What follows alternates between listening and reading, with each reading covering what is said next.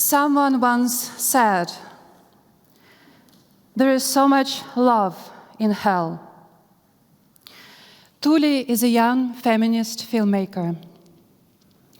She travels to Ukraine and makes a documentary about a single mother, Evgenia, who flees the country with her 5-year-old daughter, Svetlana, because of the Russian invasion. On the way, all 3 of them are drugged, kidnapped, and sold to a brothel in Romania.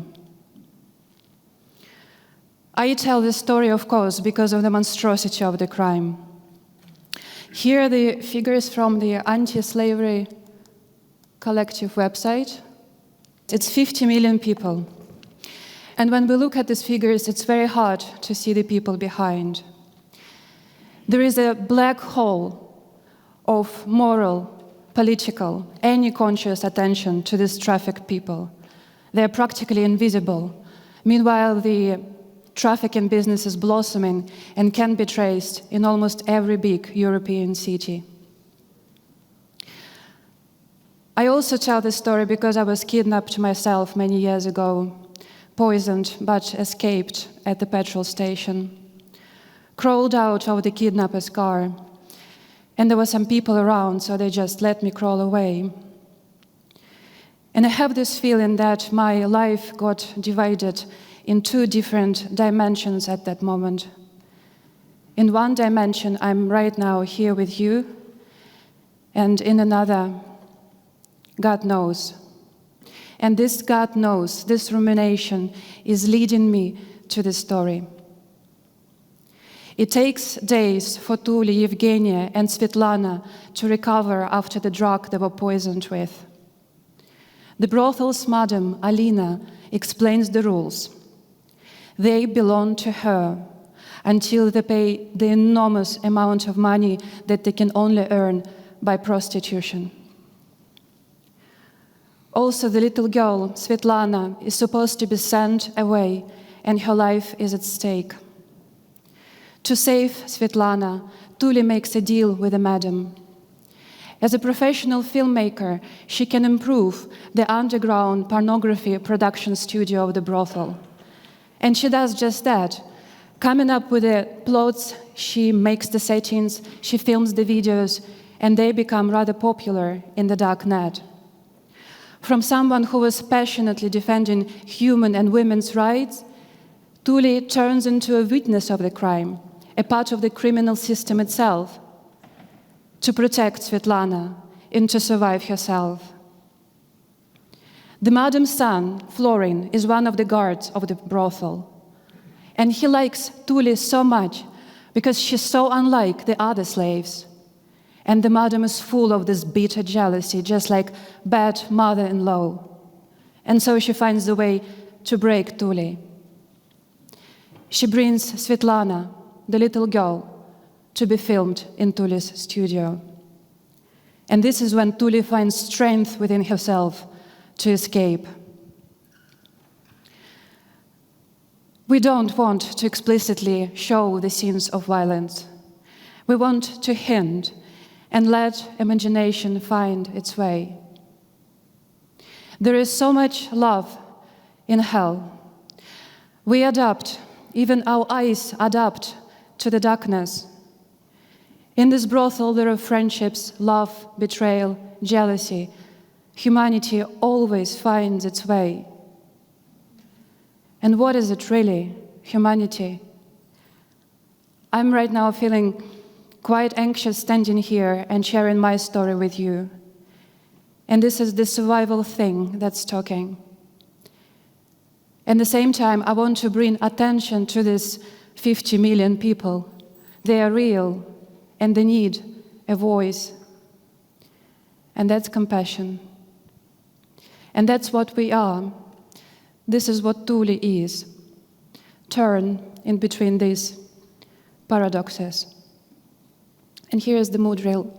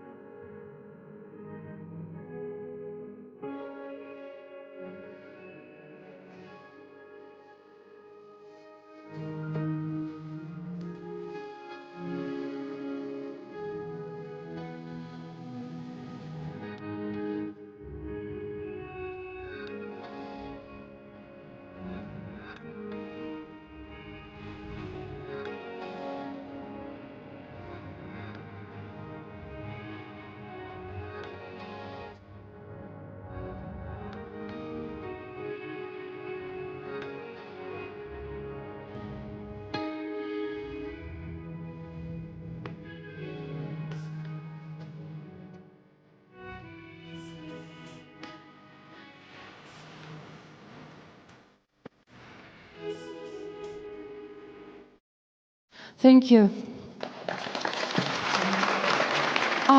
Question. You don't get to escape the questions. Okay, we have first one over there. Thank you. Thank you for the pitch and for the project. Of course, it would be good to know where you are with in terms of the writing, in terms of the script, where you are so far. And also, I was wondering, would you elaborate more about the genre of the film, especially in having in mind the fact that you said that you do not want to show the violence, but there are, I mean, a lot of violent themes in the film itself. It goes from one violence to another violence, having the premise as well, coming from this world of violence. So could you elaborate more about the genre and how you plan to treat the violence? Yes, can I answer the first question? No, sorry, Absolutely. second question first, and then the first. Yeah. So actually, this film is about humanity in general. So it's like to show humanity through the inhumanity, let's say. But it's not going to be a comedy, it's not going to be a drama, it's going to be obviously a thriller. But from the point of view of showing violence, not talking about violence, but not showing it, it can be made in the little details, such as, for example, after a very big working shift, we don't show the working shift, but one of the characters can't walk, and we understand why she can't walk. So these details, I would say. I have one more question. I'm a producer, so I would like to ask you what are your future steps which are you planning? Because you just you're here as a screenwriter, so you developed this script, as far as I understand. So in which production stage you are? Who are you planning? Do you have a producer? Do you have a director who's going to direct? I mean, what are the future steps which you plan? I don't have a producer. I don't have a director. I am. Yeah, here I am.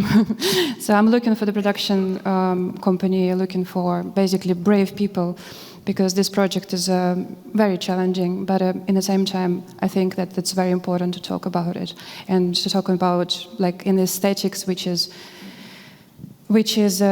good, because so far what's been produced about human trafficking was. There are some good projects, but not so many.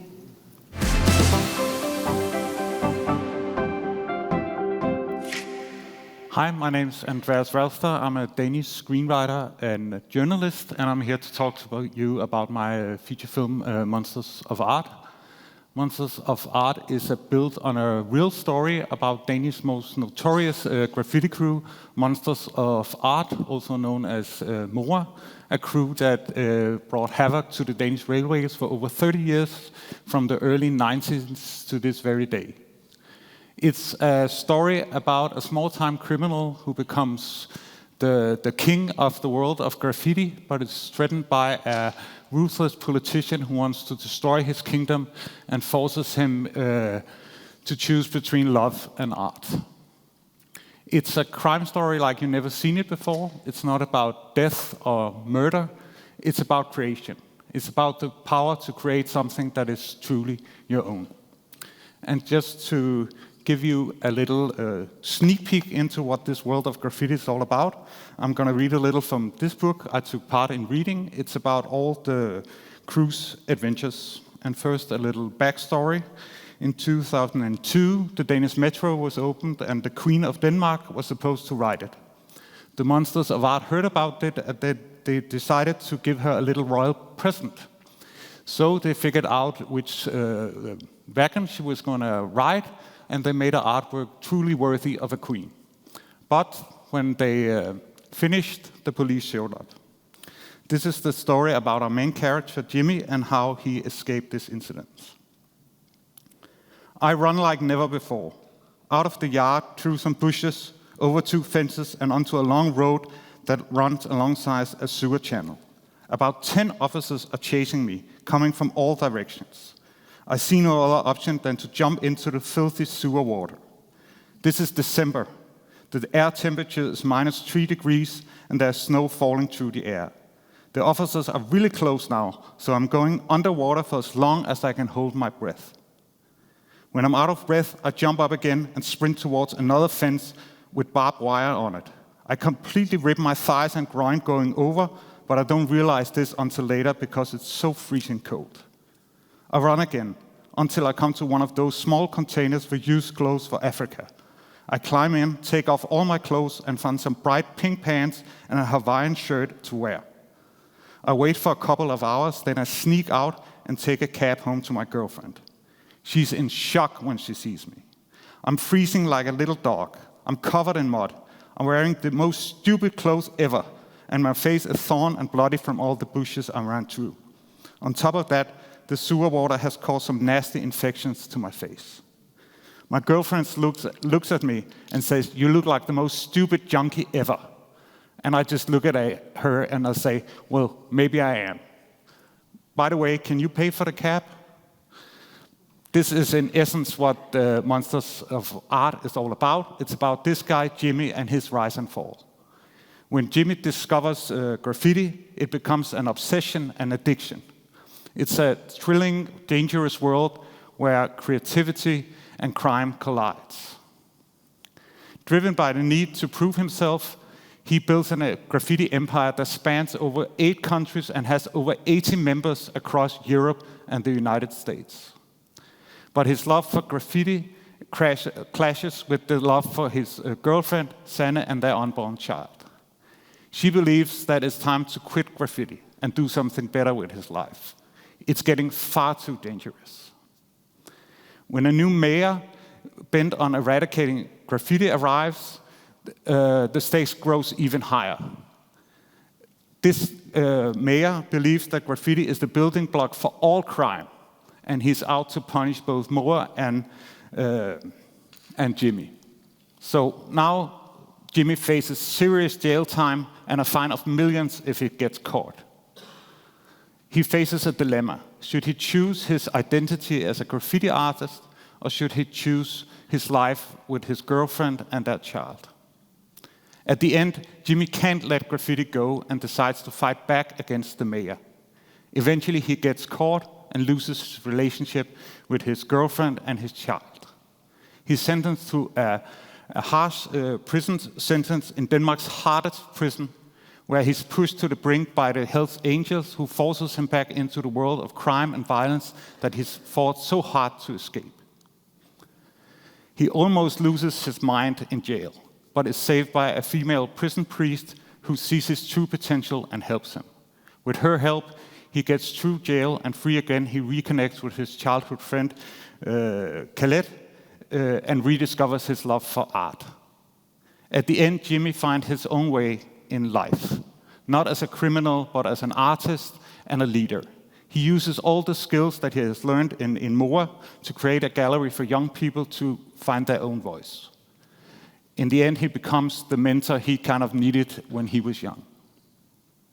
This is a movie that celebrates art, not as something pretty that hangs on your wall, but as a rebellion and self-expression.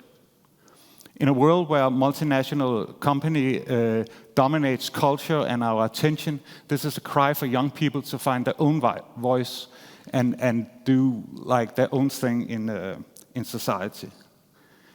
This movie has deep roots in Danish youth culture, where you can see the graffiti movement as a continuation of the squatter movement from the 80s. Young people who wants to rewrite society in their own image to rewrite their own future. I'm looking for collaborators for things that movies should be both entertaining, but at the same time say something meaningful about the world. The movie is based on a real story, so it naturally draws on both reality and fiction. So experience within both documentaries and fiction would be very nice, and feel free to contact me. You can use the QR code to mail me directly. Thank you.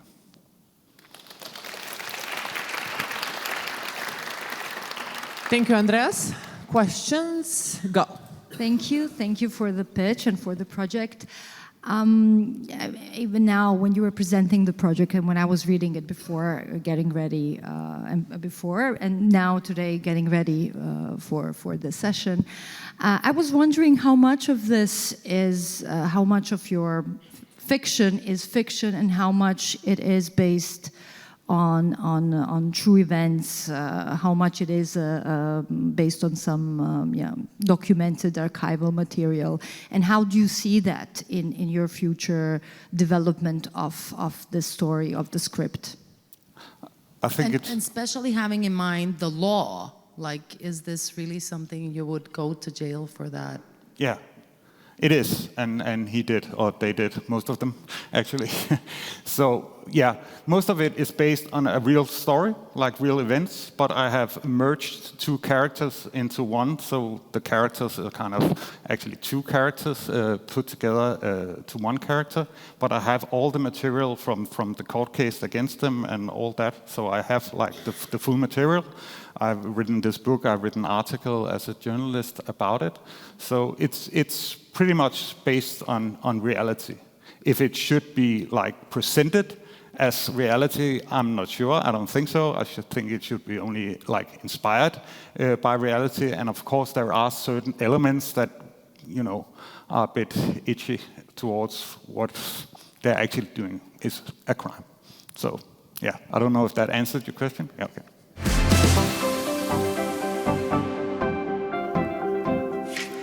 So, hi, my name is Selena, and this guy, I think you probably know who he is, right?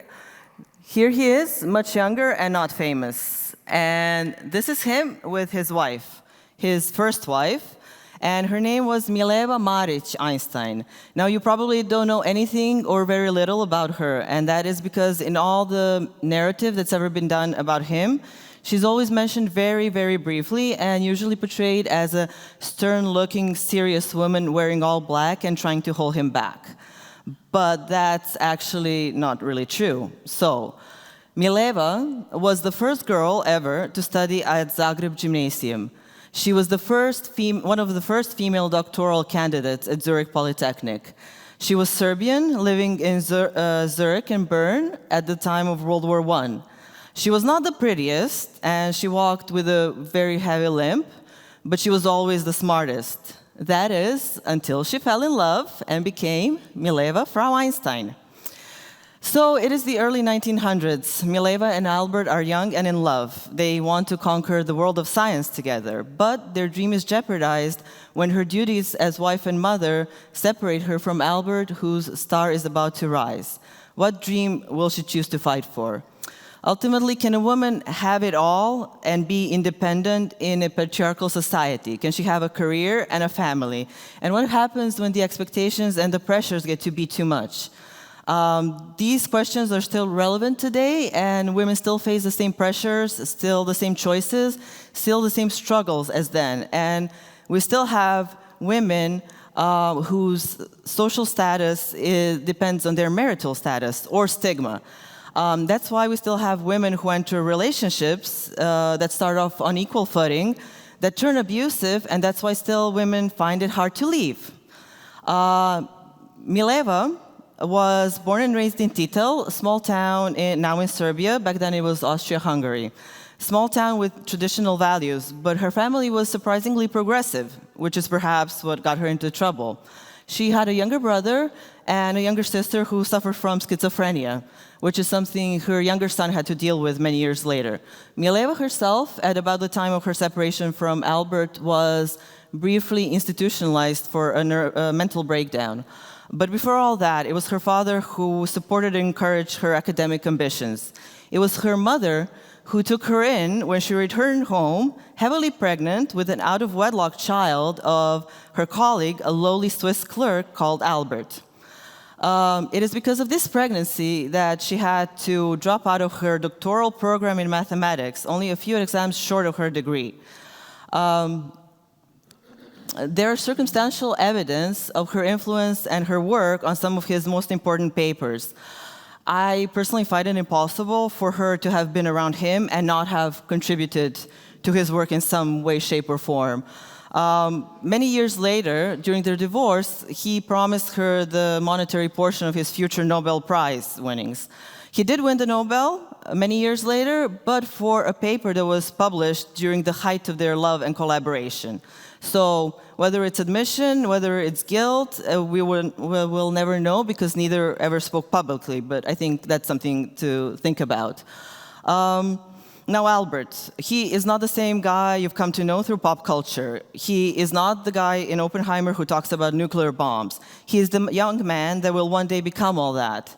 He is very charming and flirtatious. He is charismatic and loves to be complimented and praised. Sure, he is flawed. He can be selfish. He can be messy. He can be egocentric. He loves to bring her red carnations. She hates red carnations. But his biggest crime is the fact that during their marriage, he has an affair with his first cousin. So how did he go from, he goes from her partner and lover and turns into this sadistic, egocentric maniac. He actually had, and this is true, a list of rules for her to follow, such as don't speak unless spoken to, and limit any and all social interactions to those absolutely necessary. Why would a woman that has defied expectations so far agree to something like that, right? But you have to remember, in this story, he's the bad guy, a conflict, an obstacle for Mileva to overcome on her heroine's journey. The story begins one stormy night at Lake Como with our young lovers reunited. We follow Mileva as she boards the train to give birth to their illegitimate daughter, only with her lover's letters in her hands. What happens next is that we follow a series of true events that have all been well noted, but have never just been simply told from her perspective.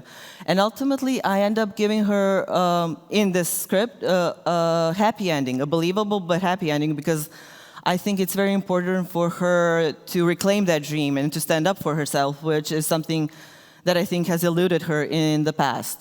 Supporting cast of characters, her family, their two small young sons, his first cousin turned mistress to her second wife, Pierre and Marie Curie, some more of their friends who are also noted scientists in their own right. We have their university professor and her one girlfriend, also Serbian origin, also married and highly educated. As far as the world of the story goes, the action takes place between 1901 and about 1919, mainly in Titel, Zurich, and Bern. We also do get to see some of the devastation of World War I. One other note, the science. It's unavoidable in this story, and I am not by any means a fan of physics. But I did take private classes so I can better understand the concepts and the formulas involved. It is the integral part of the story, but is not here to deter from the drama between the characters, which I think is the primary thing. And the status of the project. I have 2 finished screenplays, one version in English, one in Serbian. Each is about 110 pages long. They're not translations, they're adapted for all relevant social and cultural references. I'm looking for a producer, looking to sell, and I've been on this project actually for a very long time. It was my master's thesis. Before Me Too and before strong female protagonists were on trend. So I'm hoping the time has come to finally tell her story and, you know, maybe even do her proud. And I'm here, so if you want to talk some more.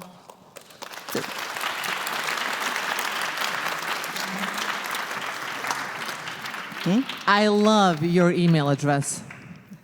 Thank you. Did you see the email address? Yeah. It's very old. Yeah, it's from one of those days. It's very cool. It's very cool. Okay, Thanks. so questions. Thank you, Selena. Personally, I really appreciate your project very much. Thank you. Talking about women, female perspective. I think it's very, very important, especially so strong figures that we don't really know much about in our lives, in our history. I was wondering, also, you know, when reading the project, when also listening to your pitch, I know a little bit, bits and pieces about Mileva as well. But I was wondering about the perspective, about the point of view in the script, since you said that you have several versions, several drafts of the script already. I felt that in the pitch and in the material, there's a lot of other people. A lot of Albert Einstein, a lot of the mistress, a lot of other people, but I was missing out on the main character.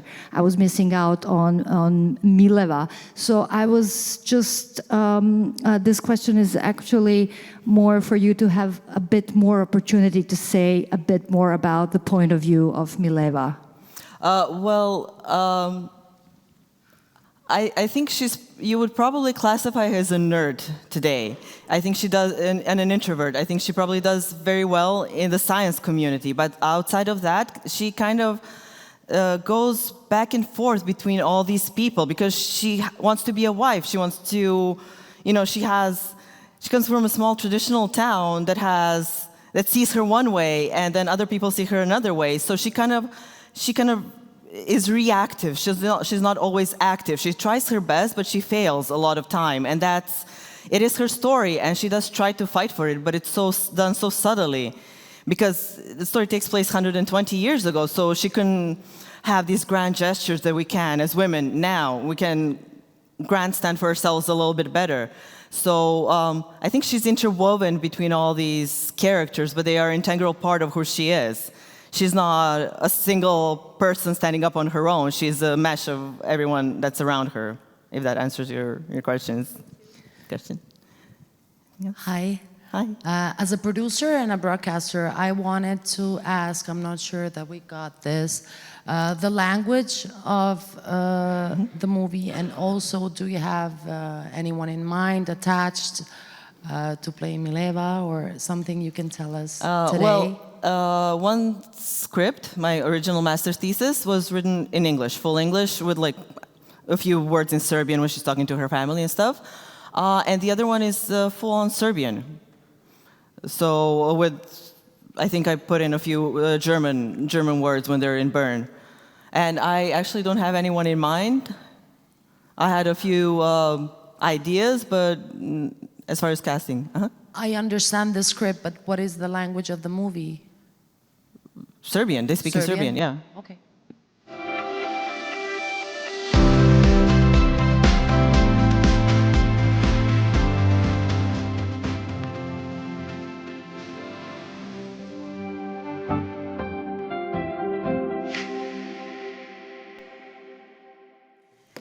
Hello, everyone. My name is Reka Pignitsky. I am here from Budapest to tell you about a documentary series called Concrete Jungle Dreams, the human impact of housing projects. That's okay.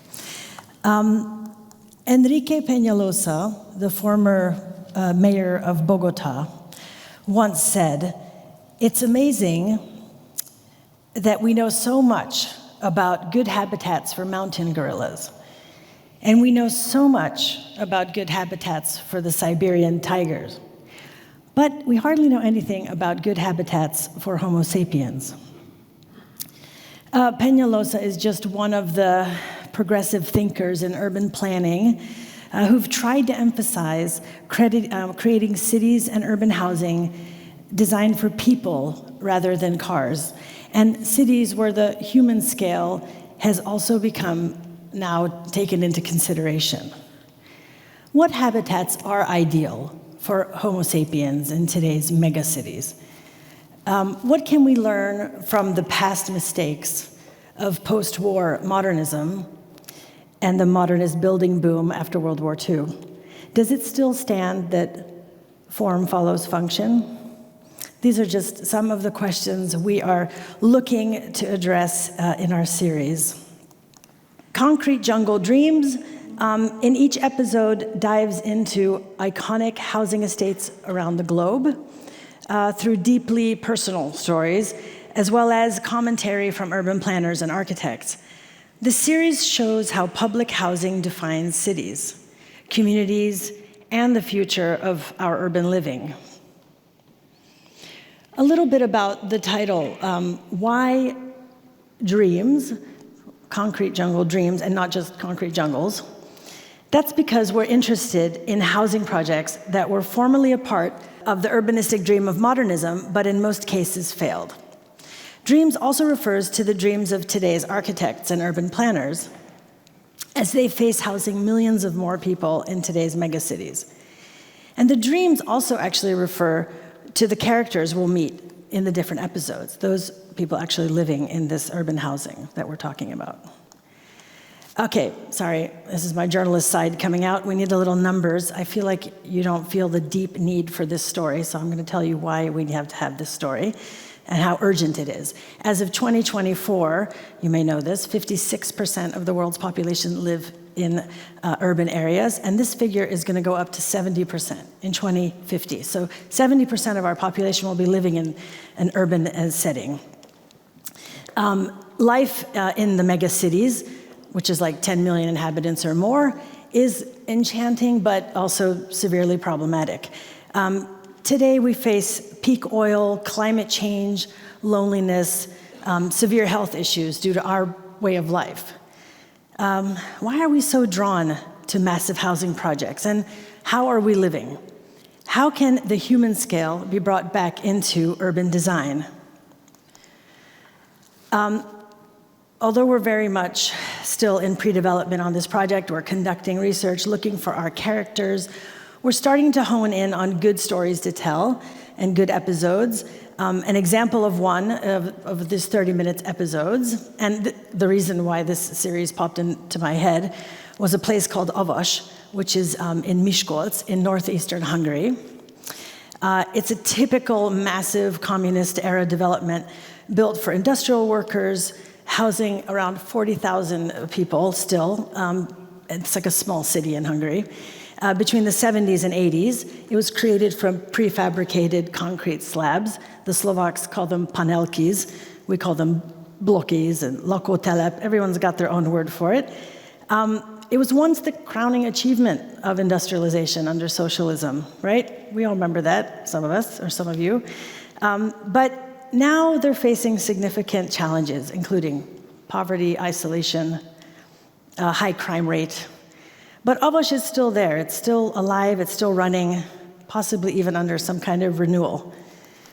All the episodes we're not going to go just top down. We're going to go bottom up, and they will also feature various characters. For example, in the Avas housing estate, we see Reka, another Reka. She's a single mother of two, and she's trying to build a better life for them. She's trying to figure out how to get them going, trying to get around the poverty and limited opportunity issues. Other episodes, here we go, will include projects in Europe, both East and West, old and new, actually mostly old. In the US, we have New York's Lower East Side. Each location adds a different aspect to the global story. Why on earth do I want to make this series? Good question. I really believe that as filmmakers, or just humans, we're interested in seeing how other people live. Various films and documentaries, even series, have focused on, in this case, people living in public housing, but also we see a lot of series that are about people in their wonderful mansions, like Home on Apple TV. Maybe some of you have seen it. But we don't really see a series where we're seeing people living in public housing. I'm sure it's not as sexy as the people in the mansions, but actually way more people live in public housing than in the mansion. So I kind of think it's important, it's urgent, it's real, and it doesn't have to be homework. It can be done well. Another reason that I wanted to do this series is kind of selfish. I have lots of friends in my years I was a television journalist, international television journalist. I met a lot of directors and a lot of other journalists who are really now roughly my age and know their areas very well, are supremely passionate about the stories, and they speak the languages, and I'd like it to be a group of directors from around the world covering their own public housing projects. I myself am out of time, and I am based in Budapest, and I would like to do the Avas series and also maybe the one in New York, because I'm also American. Yeah, so that's it. Where are we? What's very important? Thinking about maybe doing a VR component, get everyone inside the housing that we're talking about in the series. I have no idea how to do that, but I think it's awesomely current, and I'd love someone to help me do that. I really love one of my colleagues said, where are we? Well, we're asking for anything and everything. Well, yes, there we are. We're very much in the beginning. This is the first time I'm pitching it, and thank you to NEM Zagreb for inviting me down here to pitch it. Perhaps it was a mistake, but maybe it wasn't, who knows? And I really appreciate it, thank you. If you can collaborate on any level, just tell me if it's gonna fly or not gonna fly, or if you're a producer and you wanna make a series like this, I could make an awesome one, I swear to God, it's in me. Thank you. It wasn't a mistake, it was destiny, because we have one great example in Croatia, actually in Zagreb. It's the biggest one. We have like 5,000 tenants in one building. So as we drove in, my daughter said, "Hey, Mom," and then she pointed. Yeah, I guess that's it, yeah. So you've seen it up close and personal. Okay, so questions, yes. I think the VR idea is a great idea, and I can tell you after how you can do it, because we did it in a way. But I have a question regarding the concept. You were, saying that it will be about poverty, because it's not only about. Because I'm somehow frightened. So can you explain? Don't be frightened. Yeah. No. And actually, my just to bring it to a personal note, my husband, he's Hungarian. I was a Hungarian growing up in the States, and yikes, and. He very much thought it was a very interesting project, but he's like, you shouldn't just talk about the ghettos, talk about the idea that this is a way to house everyone, and that it was a very important movement. And so I think that the different places we pick are going to show this historical, what worked, what didn't work, and there's a bunch of new housing being built. And like in Scandinavia, it's absolutely huge. And one of the guys that I've really been watching is Jan Veil. He's from Copenhagen. The guy's my hero. He has all sorts of ideas of how to bring in this human scale. So I think that we're learning from the past, but I don't know about Asia. We have to explore Asia. It's actually, the reason this series is interesting is because it's not just like, it's not like LAN. It's not like, Lower East Side projects. Like there's lots of change in it, and prefabrication is back. Prefab housing is back. People are looking to it to build cheaper and better housing, and so it's just a really current issue, actually, just because of the building structure itself. So no, it's not the ghetto. Sorry if I made it sound like that. Not at all. Do we have time for another question? So thanks for your presentation. I have a question. Will there be like a host who will guide from one episode to another, or we will watch like standalone episodes at the end? I don't know. I'm open. I like the idea. Can you tell me? No, I'm interested in. It would be interesting, like the Crocodile Dundee of the housing projects. Like have one guy or woman taking us from one place to the next and giving us an urban.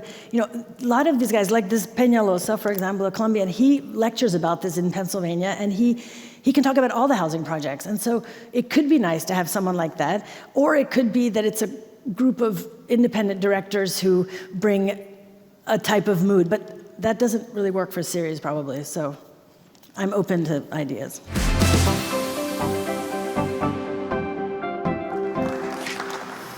Good afternoon, ladies and gentlemen. I'm nervous, but also very grateful to be here and to be able to present this project, my first project, my idea, which I'm very passionate about. So I'll be talking about the laundresses from a small town. Now it is a town on the island of Ugljan, which you can see there, Preko, which is a settlement on the island across the sea in front of the city of Zadar. All Croatians would know, of course, where it is, but I'm explaining for those who don't. So on the island in the village of Preko, hundreds and hundreds of women did the laundry for the upper class families living in Zadar. So they had to go across the sea by boat with the laundry baskets to deliver and to pick up the laundry.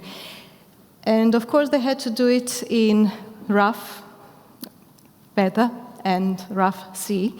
And on the 2nd of November, 1891, the tragedy struck, and the boat, which was supposed to take them to Zadar to deliver the laundry, capsized in the storm, very close to the shore.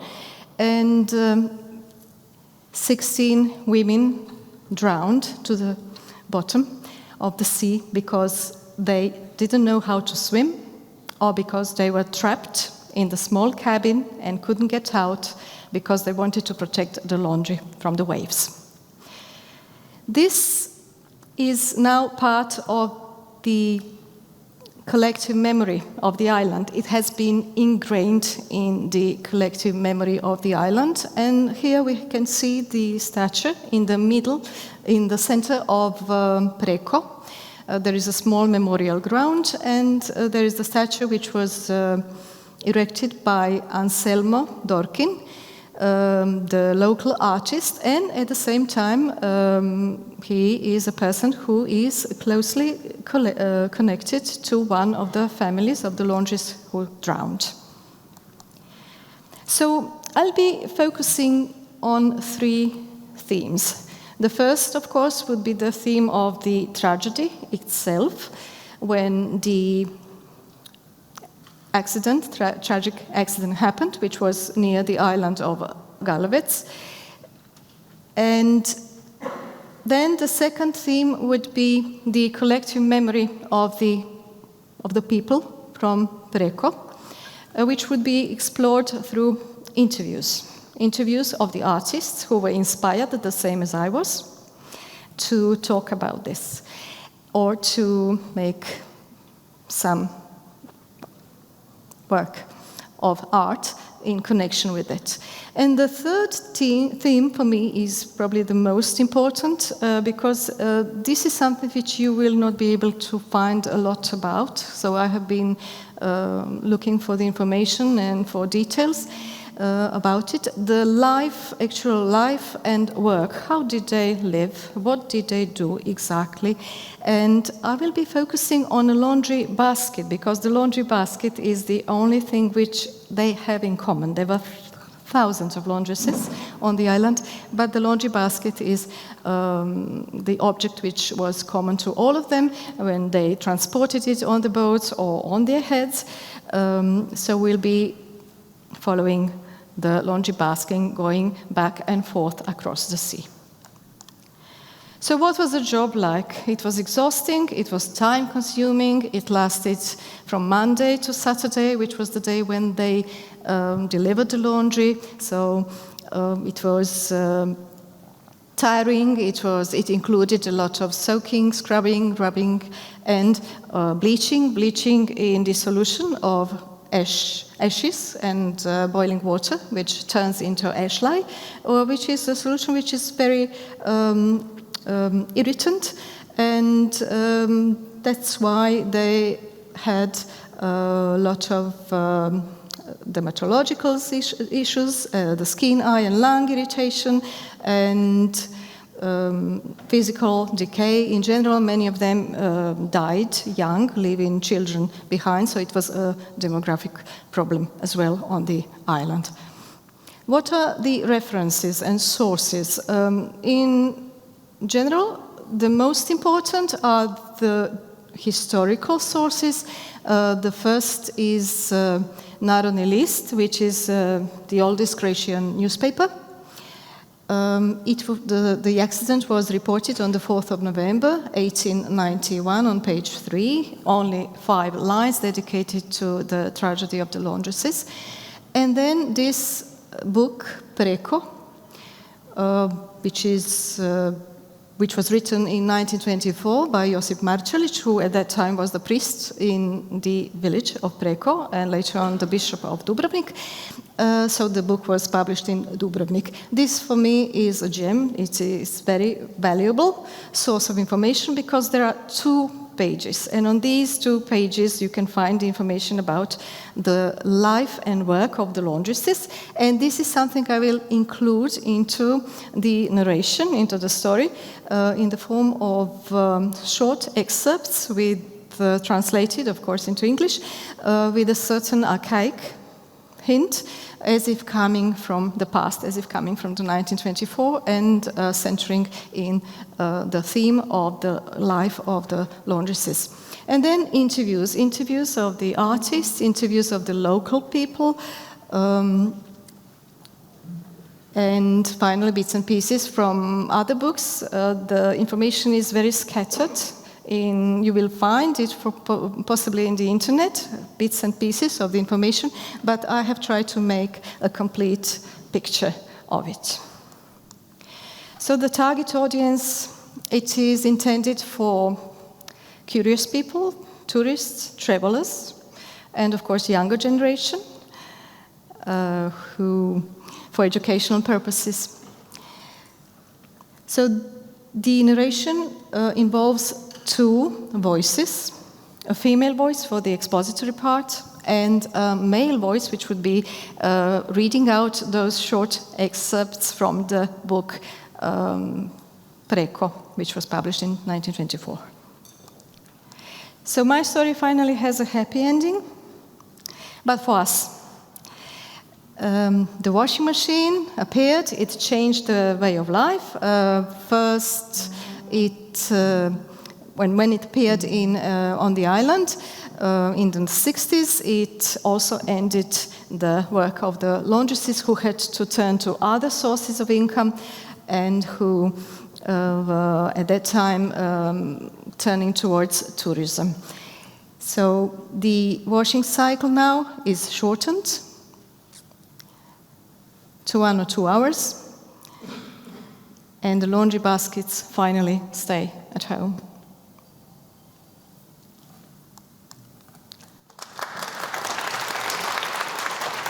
Now, Sanya, I don't know about you, but I got a whole new respect for my washing machine. Yeah, okay, That's the point. Yeah, I'm gonna give it a big hug when I get home. The questions, and I know who's gonna ask the question. Lady in red. Thank you for your presentation. You're very brave. Can you tell us where are you now with the project? Because there's like a lot of research already. So are you ready for production already? This is an idea which has been haunting me for a long time, for a couple of years, and I have just prepared it and written it in the form of a script, so I'm at the very beginning. What are the next steps? I simply wait to see what happens. This is not actually my profession. I am a translator and I am a writer. I write a short story and a novel. And I'm waiting for someone to appear and help me in my project to progress. Thank you. I have another question regarding I saw on the monument that there were 5 members of the same family, 5 women from That's the right. same family died. And I think this would be a very good start of the storytelling. This is one point. Did you think about that? And another one is, there are so many songs about, when women went to do laundry, they were singing. Will you include the music in? Because Yes. I think this is a very important part. And I know there are so many beautiful Croatian songs about the laundry. There are many Slavic songs about the laundry. And also this status, because the Slavic women were most of the time in slavery regarding the noblesse, which was mainly Italian is other probably, or German, whatever, and they were always like in this subordinate. So will you also, I think you need to tackle that because they were always badly treated, working in bad conditions. Thank you for these questions, because I have the answer for them. The first one, when you were mentioning 5 members of the same family, actually Anselmo Dorkin, the sculptor who created the sculpture of Our Mother, which you could see, has family ties to the laundresses from the Dorkin family. So this is something I want to explore more through an interview with him. And the other question that you're asking about music, there is a song which was sung by Vice Vukov in 1968 on Split Festival, and the theme is 16 Laundresses. So it was written by a poet from the village of, he was then living there in Preko, and to his poems, Visevukov sang the song. So we have a beautiful song which goes with the film.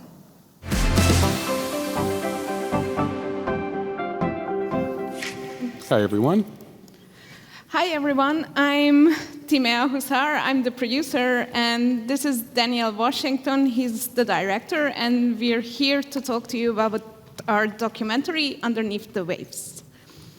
So thank you to NEM for having us here. Our film revolves around a mass grave located in Várpalota, Hungary.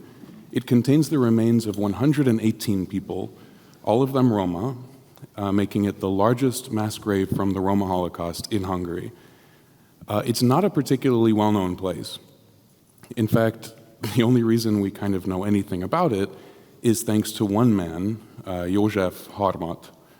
He's a retired librarian who, in the 1990s, was tasked with going through the archives in this town.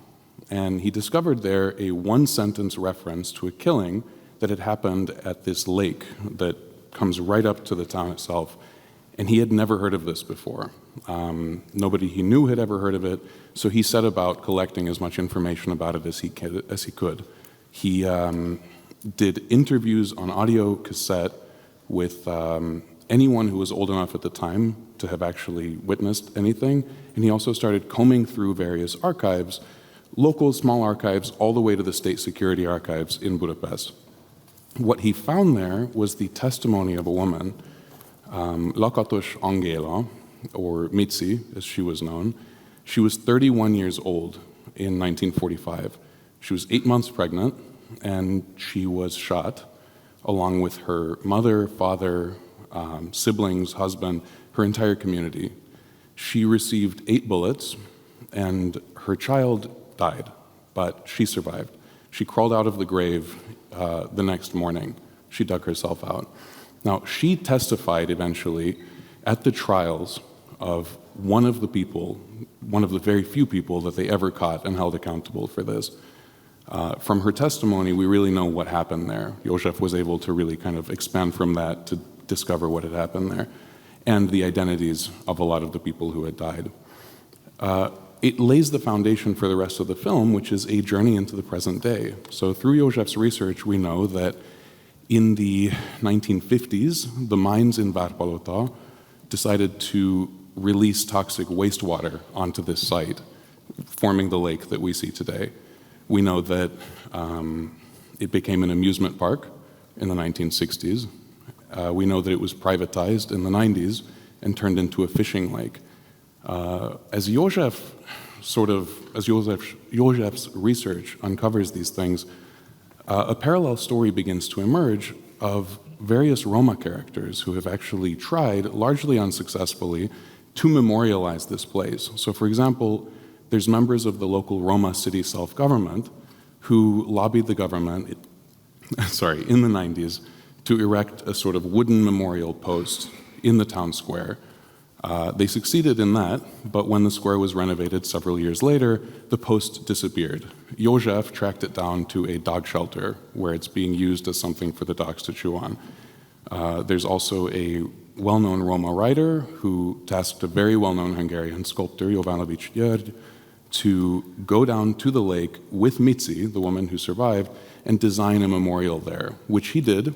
They had permission, but it was revoked because the town government said that, quote, the people buried there are considered guilty of the crimes for which they were accused.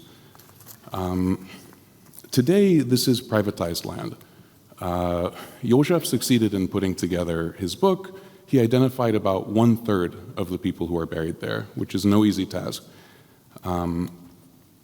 However, he's afraid to go to the site. The company that owns it has threatened him with a lawsuit for trespassing because he would bring flowers to this place, bring people to this place, and they didn't like it. It threatens the land value. The successes and failures of these various characters really illustrate how the past can be dehumanized, this sort of process of dehumanization and the power of an individual to push back against that process. It also illustrates how historical complicity works. The intention of the killers was to erase these people, was to deny them an identity, deny them a resting place, and every subsequent development across the decades has shown society being willing to go along with that plan. It puts this question of complicity squarely in the hands of the audience. Now that you know about it, you are part of the story. What are you going to do with it? Will you choose to look away? So the popularity of documentaries is on the rise these days, with audiences increasingly interested in real-life stories and social issues. We don't want to simply lift József's research from his publication and move it over to the cinema screen. We would like to make a slow burn art movie that offers a unique combination for the audiences who are looking for a compelling narrative, strong visual style, and social relevance. And we are very grateful to be here. We are looking for, at the moment, at this stage, pre-sale agreements, co-producers, any equity investment, so we can find creative collaborators. And we're going to be here for the next 2 days of the event, so please feel free to approach us. We love to talk more about this movie. Thank you. Thank you.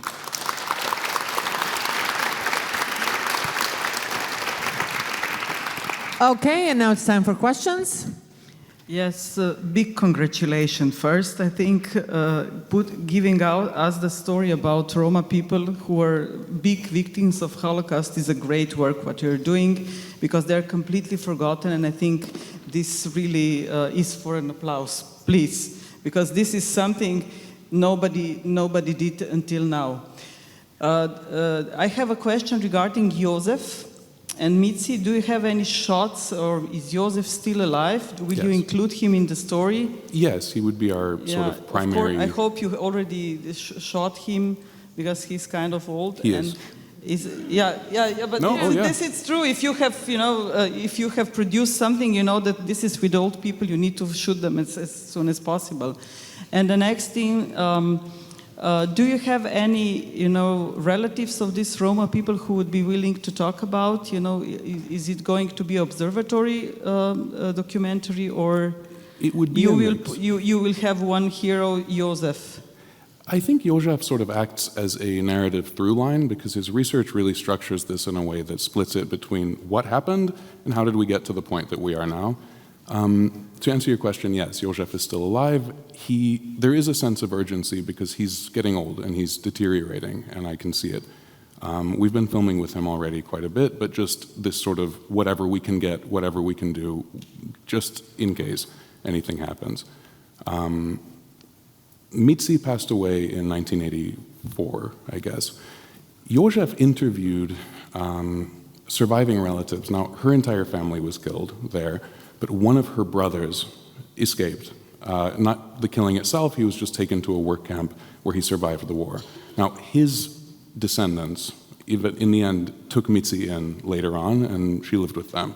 So there's this group of people. We do plan on reaching out to anyone who's still alive there who might have, who might have remembered her, as well as other characters who have met her, like this sculptor tells the story quite well of their collaboration. There's also a Roma film director who did an interview with her in 1981. We're planning on reaching out to him as well. This is kind of the idea. Yeah, and another question. I think it's great that you have access to József.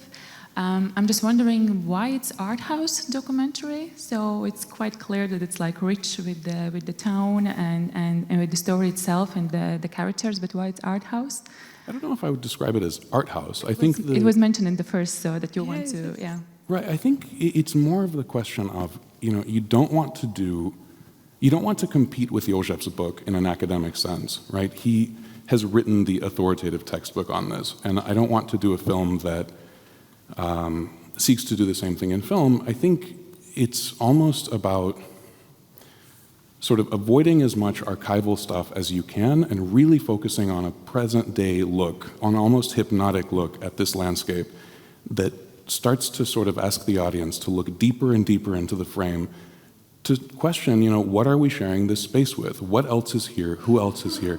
And in this sense, I think we use that word to sort of highlight the distinction that this isn't a film where it's, historians who are explaining what happened and talking head after talking head, authoritative sort of academic discussion. It's an empathetic look at this story because the academic one already exists. Okay, thank you very much. You did a great job, guys. Thank you.